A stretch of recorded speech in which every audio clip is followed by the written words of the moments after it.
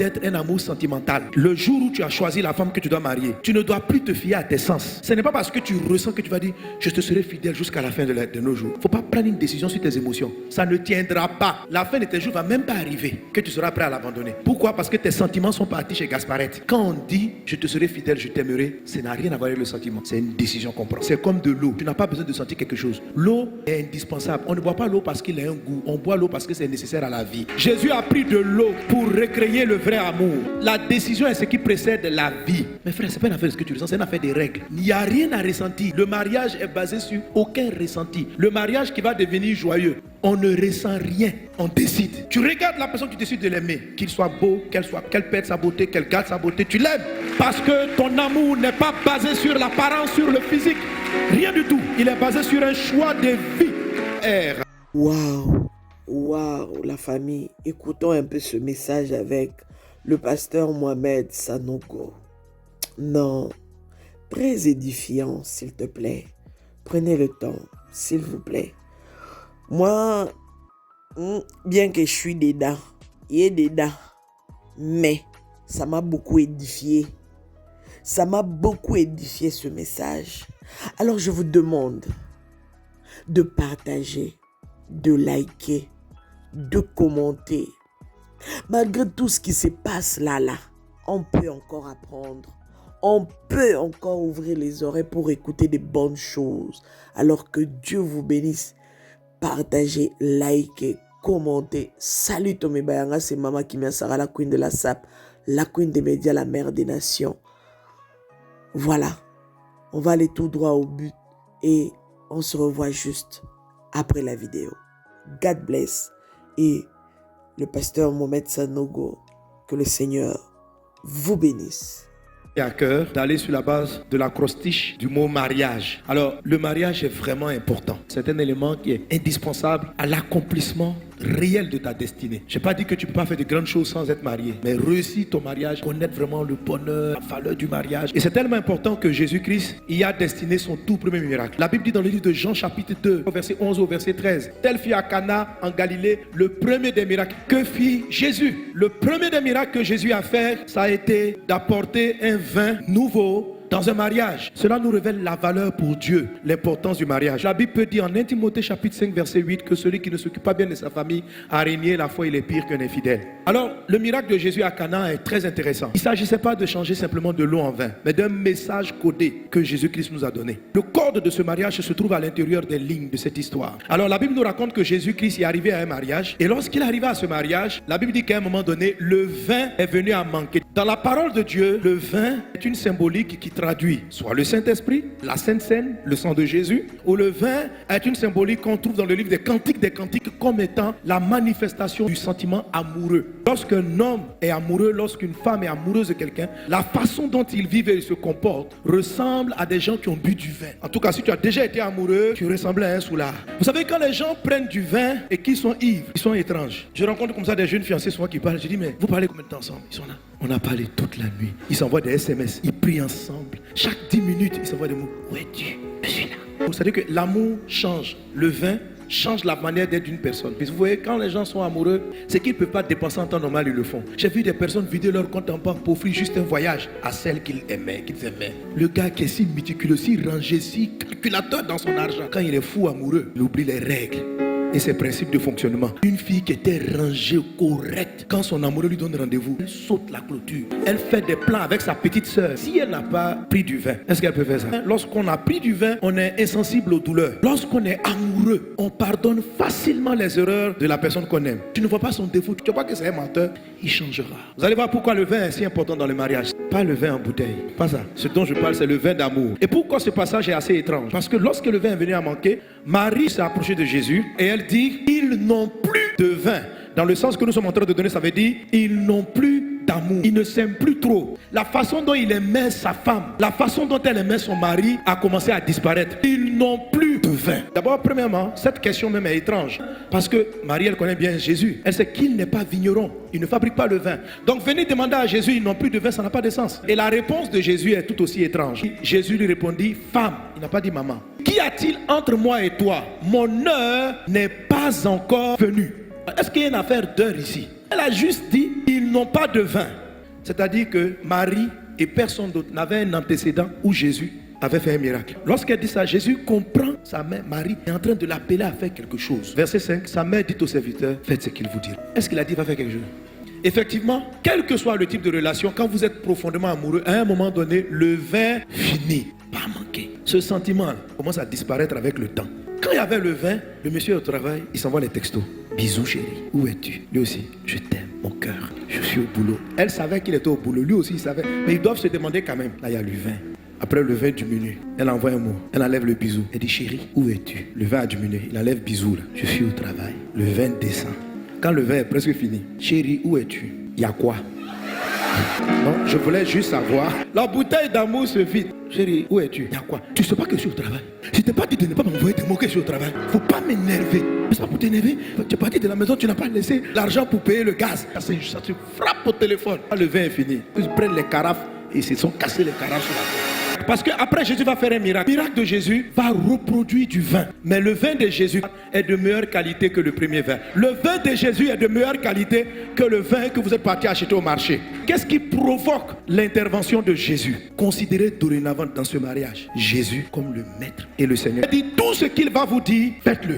Tout. Ça veut dire il est le boss. Les mariages échouent. Les vins finissent dans les foyers à cause de la position qui est donnée à Jésus. Quel était le problème? Les gens ont invité Jésus à leur mariage. La Bible dit, Jésus fut invité à ce mariage. Jésus n'est pas un invité. Il y a des invitations qui peuvent être perçues comme des injures et comme un manque de respect. Dieu ne s'invite pas à un mariage. Un père est un marieur, c'est-à-dire c'est le père qui marie ses enfants. Il n'est pas un invité. Il n'a pas la place d'un invité. Il n'a pas le rôle d'un invité. Il doit être celui qui te conseille au moment où tu choisis ton conjoint. Il doit être celui qui parle avec toi, qui bâtit avec toi ce foyer. Voici les gens qui invitent Jésus. C'est ceux-là qui préparent tout, ils choisissent leurs copains, leurs copines par eux-mêmes. Ils marchent comme ils veulent. Ils n'écoutent pas la parole de Dieu. Et puis, quelques jours du mariage, une belle carte d'invitation. Nous vous invitons à notre mariage qui aura le tel jour, à la mairie du plateau, suivi de la bénédiction nuptiale à l'église Vase d'Honneur Centre Kodesh. Donc c'est maintenant qu'ils ont pensé à Jésus. Jésus n'est pas là. Parce qu'on ne l'invite pas au dernier moment. Ce n'est pas le jour de la bénédiction que Dieu arrive dans le foyer. Dieu bénit les foyers parce qu'il était là au début. Les pasteurs ne viennent que concrétiser en vous imposant les mains. Ce n'est pas ici l'onction va venir. Plusieurs marchent avec Jésus comme étant le sauveur. Mais pour que ton couple soit restauré, Jésus ne doit pas être ton sauveur seulement. Il doit être le Seigneur. Ça veut dire celui à qui tu obéis à la lettre. Alors pour illustrer le mariage, vois le M de mariage comme maturité. Dieu marie. Dieu prend le contrôle réellement des mariages lorsque l'homme et la femme sont mûrs. La Bible dit, l'homme quittera son père et sa mère, pas des enfants, quitteront leur père et leur mère et s'attacher pour devenir une seule personne. Non, il faut être mature. Le mariage, c'est pour les personnes matures. Beaucoup de couples ne sont pas heureux. Et si tu es immature, tant que tu ne passes pas cette étape d'immaturité, quelle que soit même l'attitude de ton conjoint, il ne pourra pas te satisfaire. Tu seras malheureux, malheureux dans ton foyer. Tu ne vas pas valider l'élément de la réussite qu'on appelle être heureux dans ton foyer à cause de l'immaturité. Parlant de Jésus, avant que Dieu n'utilise Jésus, avant que Dieu accorde la réussite au ministère de Jésus, Dieu a fait une chose. Dieu a voulu que Jésus-Christ croisse et qu'il devienne mature. L'apôtre Paul dit, quand j'étais enfant, je parlais comme un enfant. Quand je suis devenu un homme, j'ai fait disparaître ce qui était de l'enfant. C'est-à-dire que tu peux devenir un homme et puis ne pas faire disparaître certaines choses qui sont enfantines en toi. Il y a une croissance qui est naturelle avec le temps, mais il y a d'autres éléments pour lesquels il faut prendre une décision de changer de classe, de changer de niveau. C'est-à-dire que pour entrer dans le mariage, il faut atteindre une certaine maturité de sagesse. Et si tu es dans ton mariage, que tu n'as pas atteint cette limite de sagesse, il faut travailler à l'y atteindre au nom de Jésus. Donc Jésus croissait en sagesse, en stature et puis en grâce. C'est pas seulement la grâce que Dieu accorde. Jésus croissait en grâce, la grâce qu'il faisait aux gens. La grâce c'est quoi? La grâce c'est la capacité à faire grâce aux gens. La grâce c'est quoi? C'est pardonner aux gens comme Dieu nous pardonne. Dieu nous fait grâce. Vous savez, un foyer sera un problème si une femme ou un homme ne sait pas faire grâce à son conjoint. Pose un exercice. Pour ceux qui sont mariés, quelle est ta capacité à pardonner lorsque ton conjoint t'a fait mal? Tu prends combien de temps? Si tu dors 3 jours avec la douleur, c'est que tu n'es pas mûr, tu n'as pas grandi en faisant grâce, miséricorde. Et Dieu aussi, pour ceux qui ne sont pas encore mariés, il faut savoir que j'aime ce passage-là où Dieu dit, alléluia, il dit si un père décide de marier sa fille, il fait bien. S'il décide de ne pas la marier, il fait mieux. Mais ce passage-là, je veux plus on fait enseigner là-dessus, il nous révèle un grand mystère, c'est que le mariage est décidé par le père. Beaucoup de sœurs n'entrent pas dans le mariage parce que papa ne t'a pas encore marié. Tu sais ça? Parce qu'il trouve qu'il est bon que tu sois seul. Il y a la croissance dans la sagesse. La sagesse, c'est la capacité à savoir résoudre des problèmes. Mais la première des choses, c'est qu'il faut que ton père qui est dans le ciel, qu'il agrée ton mariage. Tu comprends? Il faut que Dieu ait envie que tu te maries. Dieu même souhaite ton mariage. Ce n'est pas Adam qui s'est levé pour dire, Dieu, tu as dit, il n'est pas bon que je sois seul. Adam était tranquille. Dieu même s'est levé. Il dit, Adam, il n'est plus bon que tu sois seul. Le mariage, c'est pour les gens mûrs. C'est-à-dire des personnes qui ont suffisamment de sagesse, c'est-à-dire capables de regarder des problèmes en face et dire, il faut qu'on les relève. La Bible dit que si deux valent mieux qu'un, si un tombe, l'autre le relève. Ça veut dire que les deux conjoints doivent être capables de savoir comment relever le conjoint lorsqu'il faiblit. C'est-à-dire que la femme ou l'homme rentrant dans le mariage doit s'apprêter à résoudre des problèmes. La Bible dit que celui qui réfléchit sur les choses trouve le bonheur. Le bonheur conjugal se trouve dans l'art de la réflexion. Dieu a donné le cerveau pour qu'on réfléchisse. Il y a des gens qui ne veulent pas réfléchir. La sagesse se pose des questions. C'est que si mon conjoint réagit d'une telle ou telle façon, je ne vais pas simplement me mettre en colère sur l'attitude. Je peux aller chercher le pourquoi devant Dieu, prier et puis l'aider à sortir. Parce que deux valent mieux qu'un. Une personne mature ne constate pas les problèmes. Elle les voit arriver. Elle réfléchit à comment s'en sortir. Et lorsque ton intelligence cherche la sagesse, Dieu va te parler. Amen. Donc on dit par exemple la croissance en stature. On dit qu'un arbre est mûr quand il peut donner son fruit. La maturité, c'est le fait de donner. Donc Dieu marie ses filles quand elles sont mûres en stature. Dans la statue, à savoir s'occuper d'une maison. Tu veux te marier là, mais est-ce que tu peux t'occuper d'un homme? Quelle est ta statue? Il faut être mûr. Quand un homme marie une fille, c'est pour s'amuser. Une femme qui est égoïste, qui cache son argent, tu ne peux pas la... Tu peux pas. Parce que la maturité donne. Un homme qui est méchant sur l'argent, qui cache, il n'est pas mûr. Il n'est pas mûr. Tu dois être un homme plein de grâce. La grâce, c'est le fait de ne pas tout faire de manière logique. Dans la grâce, il y a de la folie. Il faut grandir en grâce. Pas la grâce seulement que tu reçois de Dieu, mais la grâce que tu accordes aux gens. Parce que Dieu lui-même, Dieu est plein de grâce. A comme amour. Quand on parle d'amour, on revient à ce que Jésus a fait pour créer le vin nouveau. Je vous expliquais donc que il y a à peu près 3 degrés d'amour. Il y a l'amour qui n'a aucun goût, qui n'a aucun sentiment, qui ne ressent rien. C'est celui-là qu'on appelle l'amour agapé. C'est un amour de décision avant d'être un amour sentimental. Le jour où tu as choisi la femme que tu dois marier, tu ne dois plus te fier à tes sens. Ce n'est pas parce que tu ressens que tu vas dire je te serai fidèle jusqu'à la fin de nos jours. Il ne faut pas prendre une décision sur tes émotions. Ça ne tiendra pas. La fin de tes jours ne va même pas arriver que tu seras prêt à l'abandonner. Pourquoi? Parce que tes sentiments sont partis chez Gasparette. Quand on dit je te serai fidèle, je t'aimerai, ça n'a rien à voir avec le sentiment. C'est une décision qu'on prend. C'est comme de l'eau. Tu n'as pas besoin de sentir quelque chose. L'eau est indispensable. On ne boit pas l'eau parce qu'il a un goût. On boit l'eau parce que c'est nécessaire à la vie. Jésus a pris de l'eau pour recréer le vrai amour. La décision est ce qui précède la vie. Mais frère, c'est pas une affaire de ce que tu ressens, c'est une affaire des règles. Il n'y a rien à ressentir. Le mariage est basé sur aucun ressenti. Le mariage qui va devenir joyeux, on ne ressent rien, on décide. Tu regardes la personne, tu décides de l'aimer. Qu'il soit beau, qu'elle perde sa beauté, qu'elle garde sa beauté, tu l'aimes. Parce que ton amour n'est pas basé sur l'apparence, sur le physique. Rien du tout. Il est basé sur un choix de vie. C'est le rêve. Tu ne peux pas atteindre une destination si tu n'as pas pris le temps de l'anticiper dans ton cœur. Tu vois un mariage de rêve ou bien tu vois un mariage réussi, il faut que tu donnes un sens à la réussite du mariage dans ton cœur. Si tu ne sais pas où tu t'en vas, tu vas aller nulle part. Tu dois visualiser, tu dois rêver un couple réussi, tu dois rêver. Avant même ton mariage, tu dois rêver. Le rêve va te donner la capacité de pardonner. Mais quand il n'y a pas d'objectif à atteindre, c'est très compliqué. Quand tu tombes, tu ne sais même pas pourquoi tu vas te relever. Quand le couple va mal, tu ne sais pas pourquoi tu vas payer le prix de rebâtir ce foyer. Parce qu'il n'y a aucune ambition. Il n'y a pas de rêve. Le deuxième R, c'était la restauration lorsqu'on parle de marriage. Ok. I, intimité. Le mariage va réussir parce que vous êtes intime à Dieu. Il faut de l'intimité avec le Seigneur. Dieu est le créateur. Il faut de l'intimité avec Dieu. Deuxième chose, il faut de l'intimité avec vous-même. L'intimité est manifestée par la vie de prière, par le fait que tu t'approches de lui. L'intimité est manifestée par le fait que tu dévoiles à Dieu ton secret. Quelqu'un qui prie, qui n'est pas profond de son cœur, qui n'est pas honnête, n'est pas intime de Dieu. Il prie de manière superficielle. Quand tu viens, tu es honnête, tu expliques à Dieu tes luttes, tes doutes, tes peurs. Ça développe ce qu'on appelle l'intimité. L'intimité, c'est relatif au secret. Il y a trop de gens qui prient Dieu de manière bluffe. André, il veut voir Dieu et puis il frie. Ton couple a des problèmes. Dis à Dieu, Seigneur, je ne sais pas pourquoi ça ne marche pas. Tu pries en frimeur. Oh Dieu, tu sais, le mariage. Dieu te regarde, tu plaisantes ou quoi? Attends, tu n'as pas bien souffert, c'est pourquoi tu t'amuses. Il faut parler. Avec Dieu, il faut être intime. Avec Dieu, il faut être profond. Avec Dieu, il faut être vrai. Et quand tu es vrai avec Dieu, Dieu te délivre. Celui qui voit Dieu intimement est changé. La réalité, c'est que le mariage n'est pas deux gens parfaits qui se combinent. Non, le mariage est une alliance spirituelle étrange. Et le modèle du mariage, c'est celui de Jésus. Jésus est parfait. C'est le parfait qui vient rentrer en contact avec l'imparfait. Les mystères de Dieu sont grands. Le mariage du parfait, Jésus est parfait avec l'imperfection. La Bible appelle l'église le corps de Christ. Le deuxième A, c'est l'attachement. Alliance ou attachement. Pour que ton mariage réussisse, il faut que ta femme et toi, ton mari et toi, vous êtes vraiment attachés. Et ça veut dire que vous êtes complices. Il y a un niveau d'attachement où tu sais exactement pourquoi tu as besoin d'elle. Et elle sait exactement pourquoi elle a besoin de toi. Il y a un moment donné, tu arrives avec ton conjoint, vous atteignez l'unité. Quand vous rentrez dans cette dimension, votre couple devient puissant. Vous amenez un sujet. Vous êtes là. Père, nous avons un projet d'entreprise. Cette déclaration envoie une énergie céleste dans votre entreprise et elle est menée jusqu'au bout. Le A de l'alliance ou de l'attachement est la partie qui fait peur à Satan. L'alliance fait quoi? Par exemple, en Ecclésiaste chapitre 4. Deux valent mieux qu'un parce qu'ils retirent un bon salaire de leur travail. Dieu dit quand vous êtes deux, tout ce que vous faites est comme multiplié. Vos activités sont multipliées. La vérité c'est qu'un mariage réussi rend plus riche. Quand tu as l'impression que vraiment tu es marié avec la femme, là, ça t'appauvrit. C'est que vous n'êtes pas en accord. Il faut comprendre le but du mariage. Dieu, en Genèse 2,18, n'a pas dit il n'est pas bon que l'homme soit célibataire. Il n'a pas dit ça. Il a dit il n'est pas bon que l'homme soit seul. Beaucoup de personnes interprètent ce passage comme étant Dieu ne veut pas que nous soyons célibataires. Qui a dit ça? Dieu ne veut pas qu'on soit seul. Il y a une différence entre seul et célibataire.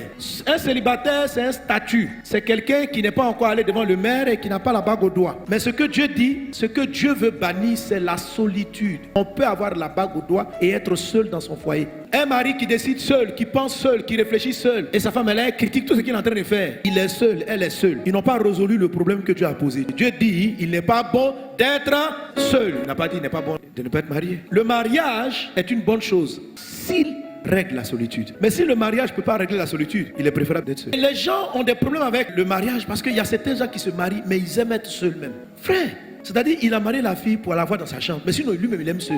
Il est casanier. La dame dit on a quelque part, il ne veut pas aller. La dame dit on a qu'à causer ensemble. Il ne cause pas, lui il est seul. La réussite, ce n'est pas un seul qui est fort, c'est la combinaison. Alors, je tiens des boulons. Donc, il va y avoir attachement. Pour qu'il y ait attachement, il faut que vous soyez différents. Quand ces deux éléments-là sont ensemble, ils vont coincer tout ce qui est au milieu. Ils vont tenir, si c'est le mariage, si c'est l'entreprise. L'attachement fait que votre mariage, votre entreprise, votre activité, votre destinée est sécurisée. Or, l'attachement doit se faire en deux objets qui ont des formes différentes. Je vais t'expliquer qu'il est important que ta femme et toi, vous soyez divergents sur beaucoup de points, que l'attachement ait lieu. Quand tu dis, ma femme et moi, on est trop différents, Dieu sourit, c'est ça.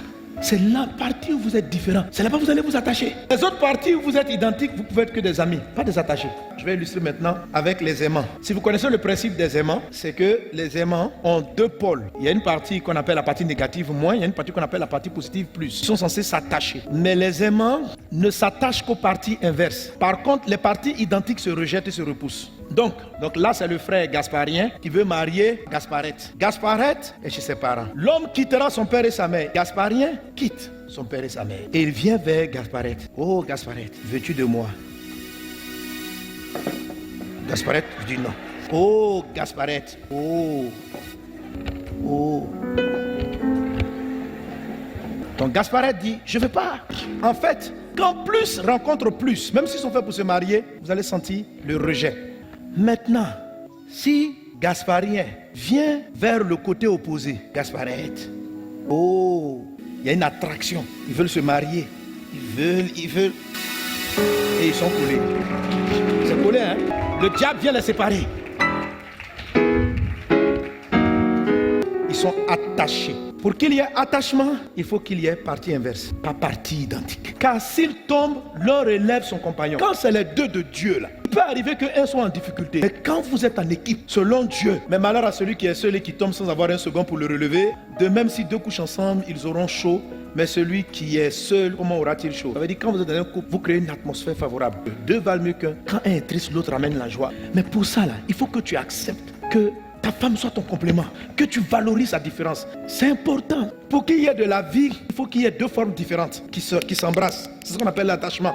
Et quand tu grandis seul, il faut que tu fasses de la place. Tu n'es pas encore marié, mais tu commences à créer des zones où ta femme ou ton mari pourra prendre place. Tu commences à ouvrir ton esprit à peut-être discuter sur des sujets où tu te sentais trop brillant.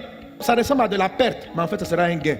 Et si quelqu'un est plus fort qu'un seul, les deux peuvent lui résister. Et la corde à 3 fils ne se rompt pas facilement. On aurait dit qu'il allait dire la corde à 2 fils. Non, pas 2 fils, 3. Mais c'est un principe général. Pour qu'il y ait la notion d'accord, pour qu'on dise que toi et ta femme, vous êtes d'accord, il faut 3 cordes. Jésus est la 3e corde. En fait, toi et ton conjoint, vous devez avoir 3 éléments d'alliance au moins. pour que plus rien, aucun diable, aucun démon, aucun sorcier ne puisse venir contrecarrer votre foyer. Et les 3 codes, c'est quitter son père et sa mère. L'homme qui va quitter, il va s'attacher et ils vont devenir une seule chair. Un couple aura des problèmes si on ne quitte pas. Il y a des gens qui sont mariés mais n'ont jamais quitté leurs parents. Quand on dit ton père et ta mère, ça veut dire ton père et ta mère biologique, mais ça veut dire aussi ton histoire, ça veut dire ton passé. C'est là j'explique aussi qu'il ne faut pas fuir son passé. Dans le mariage, il y a 2 façons. Il y a soit on fuit un passé, soit on quitte un passé. Pour qu'un mariage tienne, il faut quitter l'histoire et pas fuir l'histoire. Il faut être guéri des blessures de ton passé, des frustrations, des tromperies. Quitter, ça veut dire aussi vraiment quitter. Il faut quitter. Quitter ton père et ta mère, c'est de savoir qu'avec toi, Dieu commence quelque chose de nouveau. Quand tu vas te marier, n'amène pas ta femme dans la maison familiale. La Bible dit, la femme sage bâtit sa maison. Une femme bâtit sa maison. Elle ne bâtit pas la maison de ses beaux-parents. Pour qu'il y ait accord, il faut qu'il y ait quitté. Il y a des gens qui veulent qu'il y ait l'accord, mais qui n'ont pas quitté, seulement ils se sont attachés et ils sont devenus une seule chair. C'est un mariage à 2 fils. S'il n'y a pas le quitté, il y aura un problème. Satan peut vous briser. Alléluia. Et maintenant le G comme guerre, c'est la guerre contre ceux qui attaquent le quitter. Donc vous allez voir que Satan va vous empêcher de vous attacher. Et l'attachement est rendu difficile par le manque d'humilité et le fait qu'on n'ait pas laissé de place à quelqu'un. Comme, donne-moi l'élévation. En fait, élever, ça veut dire quand vous êtes ensemble, vous arrivez à surmonter de plus grands défis. Les défis arrivent et puis vous passez au-dessus. Élévation là, c'est monter, aller haut, aller en hauteur, aller en hauteur. Vous arrivez à trouver l'accord des 3 fils. Vous allez voir que vos prières seront tellement merveilleuses que Dieu va créer des circonstances favorables et vous allez passer au-dessus. La Bible dit quand 2 personnes sont d'accord, or d'accord là, c'est de venir combiner sa différence avec toi, ta particularité. Je ne sais pas, c'est-à-dire que quand vous êtes d'accord, Dieu peut descendre, parler à ton DG. C'est-à-dire, il s'élève, il dit, offre-lui une voiture. Vous n'avez aucune idée de la puissance du mariage. Elle n'est pas logique. On dit 2 valent mieux qu'un. Il tire un meilleur salaire. Normalement, le meilleur salaire, on aurait dit que c'est une addition. Ce n'est pas une addition. 2, ça fait une multiplication pour 2. Elle gagne 300 000, tu gagnes 300 000. Mais quand vous arrivez à trouver l'accord aux 3 fils, ce n'est pas 600 000 vous aurez à la fin. Ça sera. Mais c'est un accord dans votre âme. C'est un accord dans votre esprit. C'est un accord qui cherche le ciel. C'est un accord entre la rêverie et puis le pragmatisme. C'est Dieu le parfait connecté avec les hommes imparfaits. L'amour du mariage est quelque chose d'étrange. Ce n'est pas logique. Parce que ce que Dieu va faire dans votre couple,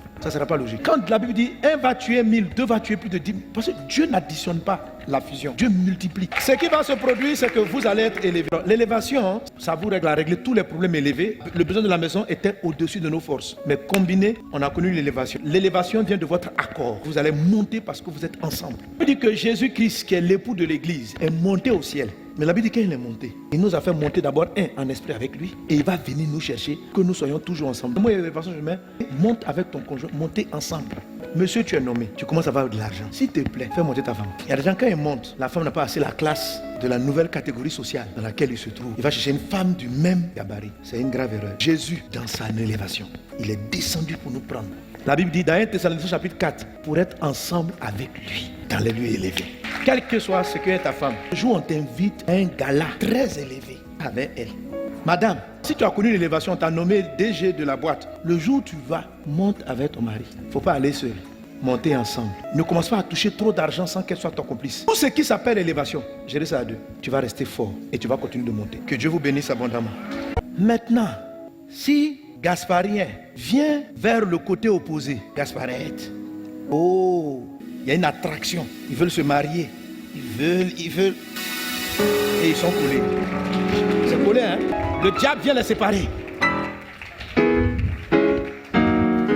Ils sont attachés. Pour qu'il y ait attachement, il faut qu'il y ait partie inverse, pas partie identique. Car s'ils tombent, l'un relève son compagnon. Quand c'est les 2 de Dieu là, il peut arriver qu'un soit en difficulté. Mais quand vous êtes en équipe, selon Dieu, mais malheur à celui qui est seul et qui tombe sans avoir un second pour le relever. De même, si 2 couchent ensemble, ils auront chaud.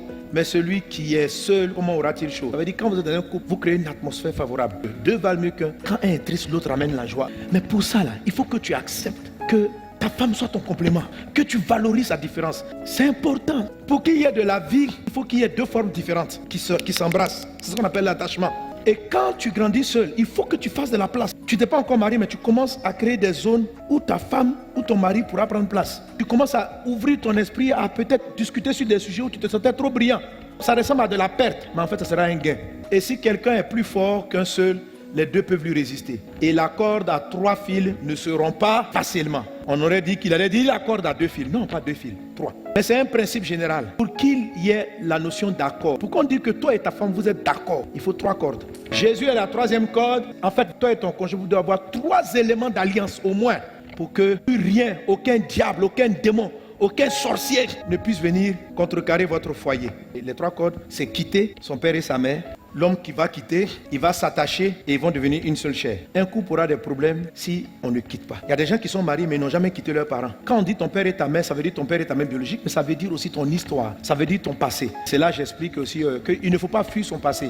Dans le mariage, il y a 2 façons. Il y a soit on fuit un passé, soit on quitte un passé. Pour qu'un mariage tienne, il faut quitter l'histoire et pas fuir l'histoire. Il faut être guéri des blessures de ton passé, des frustrations, des tromperies. Quitter, ça veut dire aussi vraiment quitter.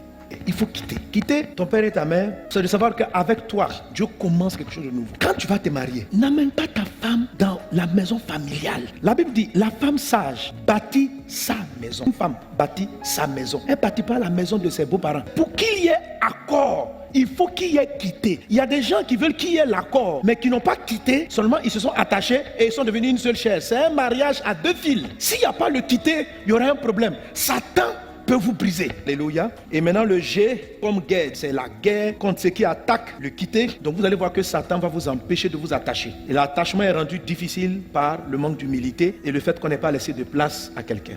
Comme, donne-moi l'élévation. En fait, élever, ça veut dire quand vous êtes ensemble, vous arrivez à surmonter de plus grands défis. Les défis arrivent et puis vous passez au-dessus. Élévation là, c'est monter, aller haut, aller en hauteur, aller en hauteur. Vous arrivez à trouver l'accord des 3 fils. Vous allez voir que vos prières seront tellement merveilleuses que Dieu va créer des circonstances favorables et vous allez passer au-dessus. La Bible dit quand 2 personnes sont d'accord, or d'accord là, c'est de venir combiner sa différence avec toi, ta particularité. Je ne sais pas, c'est-à-dire que quand vous êtes d'accord, Dieu peut descendre, parler à ton DG. C'est-à-dire, il s'élève, il offre-lui une voiture. Vous n'avez aucune idée de la puissance du mariage. Elle n'est pas logique. On dit 2 valent mieux qu'un. Il tire un meilleur salaire. Normalement, le meilleur salaire, on aurait dit que c'est une addition. Ce n'est pas une addition. 2, ça fait une multiplication pour 2. Elle gagne 300 000, tu gagnes 300 000. Mais quand vous arrivez à trouver l'accord aux 3 fils, ce n'est pas 600 000 vous aurez à la fin. Ça sera. Mais c'est un accord dans votre âme. C'est un accord dans votre esprit. C'est un accord qui cherche le ciel. C'est un accord entre la rêverie et puis le pragmatisme. C'est Dieu le parfait connecté avec les hommes imparfaits. L'amour du mariage est quelque chose d'étrange. Ce n'est pas logique. Parce que ce que Dieu va faire dans votre couple, ça ne sera pas logique. Quand la Bible dit 1 va tuer 1000, 2 va tuer plus de 10 000, parce que Dieu n'additionne pas la fusion, Dieu multiplie. Ce qui va se produire, c'est que vous allez être élevé. L'élévation, ça vous règle à régler tous les problèmes élevés. Le besoin de la maison était au-dessus de nos forces. Mais combiné, on a connu l'élévation. L'élévation vient de votre accord. Vous allez monter parce que vous êtes ensemble. On dit que Jésus-Christ, qui est l'époux de l'église, est monté au ciel. Mais la Bible dit qu'il est monté. Il nous a fait monter d'abord en esprit avec lui. Et il va venir nous chercher, que nous soyons toujours ensemble. Moi, l'élévation, je mets, monte avec ton conjoint, montez ensemble.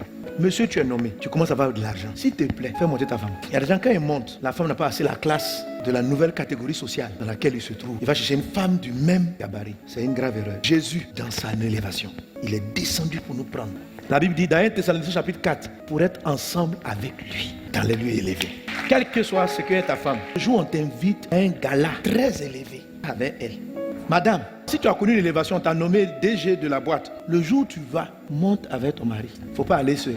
Montez ensemble. Ne commence pas à toucher trop d'argent sans qu'elle soit ton complice. Tout ce qui s'appelle élévation, gérez ça à 2. Tu vas rester fort et tu vas continuer de monter. Que Dieu vous bénisse abondamment. Dans un prochain numéro. Bye bye. Naturel, Mama Kinya, ça